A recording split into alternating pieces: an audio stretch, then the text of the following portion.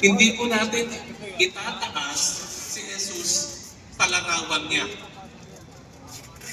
Ano ibig sabihin? May mga nanay kayo, may tatay kayo, tama po? Meron yung larawan sa dingding. Tama po. Kunyari, yung portrait ng nanay at tatay mo nasa dingding ng bahay niyo. Anong ginagawa niyo po ba? Binubuhat niyo yung tatay at nanay ninyo at iaharap mo dyan sa larawan. Diba? Parang hirap nakakatawa.